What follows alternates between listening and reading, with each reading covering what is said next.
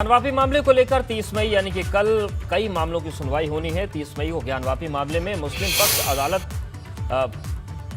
इसकी सुनवाई हो सकती है या नहीं, इस पर अपनी दलील पेश करेगा। वहीं हिंदू पक्ष मस्जिद में मौजूद शिवलिंग की सुरक्षा को लेकर अपना तर्क रख सकता है, जबकि हिंदू पक्ष की ओर से दायर याचिका में ज्ञानवापी को हिंदुओं को सौंपने और ज्ञानवापी में पूजा करने का अधिकार देने का मामला फास्ट ट्रैक अदालत में सुना जाएगा। इसके अलावा पूर्व महंत कुलपति तिवारी के पूजा के अधिकार मामले में भी अदालत सुनवाई कर सकती है। इनके अलावा एडवोकेट कमिश्नर की कार्रवाई में जुटाए गए फोटो और वीडियो को दोनों पक्षों को सौंपा जा सकता है। और वाराणसी से हमारे साथ हमारे सहयोगी नीतीश जुड़ गए। नीतीश, कल कई याचिकाओं पर एक साथ सुनवाई है, जिला जज के यहाँ भी सुनवाई होगी, फास्ट ट्रैक कोर्ट में भी होगी। क्या क्या वो महत्वपूर्ण बिंदु हैं जिस पर निगाहें बनी रहेंगी? क्या अहम चीजें हो सकती ज्ञानवापी केस में?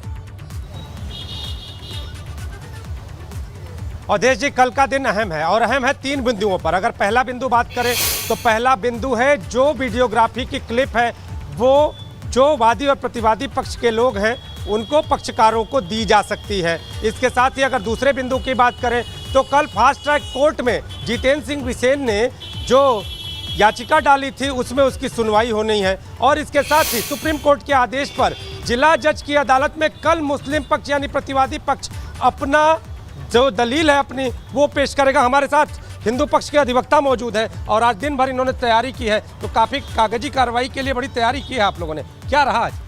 देखिए, ऐसा है कि हम अपने पक्ष को तो पूरी तरह से बखूबी रखने के लिए तैयार भी हैं और तैयारी कर भी रहे हैं, क्योंकि अध्ययन का तो कोई और छोर नहीं होता है।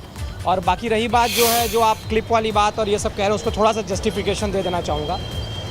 क्लिपिंग में देखिए, माननीय न्यायालय का ये निर्देश है कि उसको वादी पक्ष को दिया जाए, पक्षकारान को दिया जाए, तो पक्षकारान को दिया जाए। उस पर माननीय न्यायालय कल देगी, जैसा कि टेक्निकल कारणों से जो है विगत तिथि पर दे नहीं पाई थी।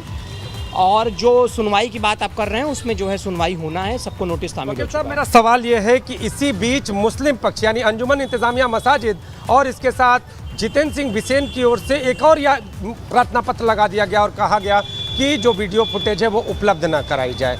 उसमें कई कारण बताए गए, इसके पीछे क्या? नहीं, ऐसा नहीं दिया गया है कि उपलब्ध ना कराया जाए। मैं थोड़ा सा इसको क्लैरिफाई कर देना चाहूँगा। उपलब्ध कराने की बात नहीं है, वहाँ पर यह कहा गया कि इसको सार्वजनिक न किया जाए। मैं इसका समर्थन करता हूँ, इसलिए कि देखिए ये थोड़ा रेड जोन का मामला है। किसी प्रकार से अगर सांप्रदायिक सौहार्द बिगड़ जाएगा तो इसके लिए जिम्मेदार कौन होगा? तो सांप्रदाय अगर फुटेज बाहर आएगी तो सार्वजनिक की गारंटी कौन लेगा? अब देखिए, वो एक अलग विषय है, वो प्रशासनिक तौर पे देखा जाएगा कि गारंटी क्या होगा। और लेकिन मेरा भी ये सोचना, मेरी विचारधारा है ये कि उसको अभी फिलहाल जब तक कमीशन की कार्रवाई के बाद जो आपत्ति आने का जो स्टेज होता है उस स्टेज तक इसको सुरक्षित रखा जाए, आपत्ति वगैरह का निस्तारण हो जाए, उसके बाद सार्वजनिक हो तो कोई विषय नहीं। अच्छा, मुस्लिम पक्ष ने पिछली जो सुनवाई जिला जज की अदालत में थी बड़ी तगड़ी दलीलें रखी थी, बड़ा मतलब गर्मा गर्म माहौल हुआ। तो इस बार अगर मुस्लिम पक्ष दलीलें रखता है तो हिंदू पक्ष कितना तैयार और किस तरह से तैयार? नहीं, बिल्कुल हम पूरी तरीके से तैयार है। हर उनकी बात, हर उनके अवेयरमेंट्स, सारे उनकी जो दलीलें हैं उसका सबका कार्ड हमारे पास उपलब्ध है। जैसा कि मैं बार बार यही बात कहता हूँ, हमेशा कहता रहता हूँ और कहूँगा कि माननीय उच्चतम न्यायालय ने भी ये टिप्पणी की थी, फाइंडिंग नहीं है लेकिन टिप्पणी किया था कि रिलीजियस कैरेक्टर असर्टन करना ये 91 के एक्ट से बाहर नहीं है। तो इसलिए ऐसी स्थिति में जो है वो पोजीशन बनता है, हमारे पास सारे जवाब है उनके बाद का, हम कह सकते हैं उनके बाद। रोज नई याचिकाओं का भी दौर है, नई एप्लीकेशन का भी दौर है, तो क्या कल कोई नई एप्लीकेशन भी आ सकती है? ऐसी भी संभावना जताई जा सकती है? अब देखिए, ऐसा है, किसी के मन में क्या चल रहा है ये बताना तो बड़ा मुश्किल है, लेकिन फिर भी मैं कहूँगा कि हो सकता है भाई। किस करवट कब कौन सा उठ बैठे कौन जानता है। संभावनाएं हैं। बताइए कि 7-11 के एक मामला है जो विश्वेश्वर महादेव विराजमान का गया फास्ट ट्रैक कोर्ट में, दूसरा मामला कुलपति तिवारी का है जो पूर्व महंत हैं, उन्होंने भी पूजा का अधिकार मांगा है। इनकी याचिकाओं में क्या चीजें और इस पर भी क्या कल कोई विशेष चीजें हो सकती हैं अदालत में? खत्म करेंगे तो हम तैयार हैं। जी अवधेश जी, जितेंद्र सिंह बिसेन विश्व वैदिक सनातन संघ के प्रमुख हैं और उन्होंने विश्वेश्वर विराजमान और जो शिवलिंग मिला है उसकी पूजा की अनुमति के अधिकार को लेकर सिविल जज सीनियर डिवीजन के हैं यहाँ एक वो याचिका डाली और उसके बाद अब वो मामला फास्ट ट्रैक कोर्ट में ट्रांसफर हुआ है। तो इसे लेकर वकील साहब से भी पूछ लेते हैं, तो इसमें क्या अपडेट क्या हो सकता है? चूंकि 2 याचिकाएं पड़ी, एक महंत कुलपति तिवारी की ओर से भी पड़ी और दूसरा अगर बात करें जितेंद्र सिंह बिसेन की ओर से भी पड़ी, तो इसमें क्या? देखिए, ऐसा है ना, जो कुलपति तिवारी जी द्वारा दाखिल किया गया है वो ऑर्डर 1 रूल 10 दाखिल किया गया है, वो अलग से कोई याचिका नहीं है। जो याचिका ऑलरेडी चल रही है, जो माननीय उच्चतम न्यायालय के निर्देश से माननीय जिला जज साहब के यहाँ ट्रांसफर हुआ है, उस याचिका में पार्टी बनने हेतु उन्होंने ऑर्डर 1 रूल 10 की एप्लीकेशन लगाई है। वो एक तरीका होता है कि अगर किसी मुकदमे में आपका भी कोई हित इन्वॉल्व है तो आप उसमें पार्टी बन सकते हैं, तो इसलिए वो प्रार्थना पत्र वो लगाते हैं। और जहाँ तक जो श्रीमान जितेंद्र सिंह जी द्वारा प्रार्थना पत्र दाखिल किया गया है या मुकदमा दाखिल किया गया है उनकी पत्नी द्वारा, उनके पत्नी, हाँ जी, उनके पत्नी द्वारा, तो वो मुकदमा मूलवाद है।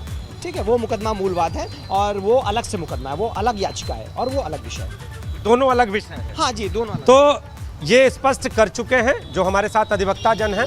और अवधेश जी एक चीज़ और आपको बता दूं कि कल भी एक मतलब ब्रेकिंग इसको कह ले या अपडेट कह दूं या जो भी, लेकिन कल इस पूरे मामले में याचिकाओं का दौर और भी आ सकता है।